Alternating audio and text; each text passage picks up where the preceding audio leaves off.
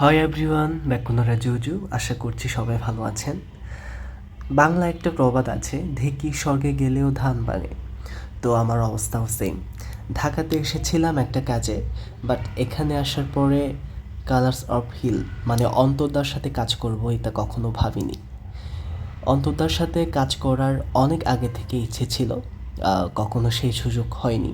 তবে প্রথমবার আমি অন্তর্দার সাথে কাজ করলাম, খুবই ভালো লেগেছে এবং বলতে পারেন একটা ড্রিম পূরণ হয়েছে আমার। তো চলে আসলাম মেট্রোতে, আমরা যাচ্ছি হচ্ছে উত্তরা দিয়াবাড়ি, সেখানে আমরা শ্যুট করব। তো সেখানে কি করব সেটাই আপনাদের সাথে শেয়ার করব।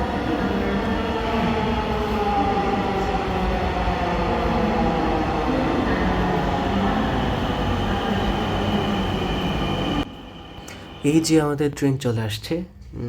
এত ভিড় ছিল, কোনো রকম ঠেলে তুলে উঠে পড়েছি। দেখতেই পাচ্ছেন কি অবস্থা আমাদের। চলে আসলাম উত্তরাতে, আর আমার কাছে উত্তরার এই জায়গাগুলি ভীষণ ভালো লাগে, আমার কাছে বেশ পছন্দ হয়ে জায়গাগুলি। আর আজকে কিন্তু পাঞ্জাবি পরেছি, পাঞ্জাবিতে আমাকে কেমন লাগছে সেটা কমেন্টস করতে কিন্তু ভুলবেন না। আচ্ছা, আজকে আমরা এখানে কিসের শ্যুট করতে এসেছি সেটা একটু বলি। 9 আগস্ট আমাদের আদিবাসী দিবস, এবং এই আদিবাসী দিবস উপলক্ষে কালার্স অফ হিল পেজ থেকে সুন্দর একটি নাচের ভিডিও আপলোড করা হয়েছে।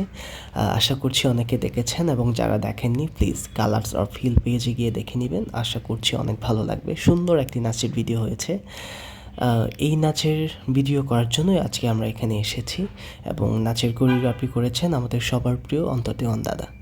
শ্যুটের আগে অন্তর্দেওয়ান দাদা আমাদের সবাইকে নাচের স্টেপগুলো বুঝিয়ে দিচ্ছেন। আর দাদার বিহেভিয়ার নিয়ে কি বলবো, এক কথায় অসাধারণ। আমার কাছে একদমই মনে হচ্ছে না যে আমি ওনার সাথে প্রথম কাজ করছি। আমার কাছে মনে হচ্ছে রাঙামাটিতে যেরকম কাজ করতাম একই কাজ, মানে সেম ভালো লাগা। আমাদের এই নাচের ভিডিওটি কালার্স অফ হিল পেজে আছে, সেখান থেকে দেখে নেবেন, এবং কেমন লেগেছে সেটা অবশ্যই কমেন্টস করে জানাবেন। আর থ্যাংক ইউ অন্তর্দা আমাকে এরকম সুন্দর কাজের অংশগ্রহণকারী করার জন্য।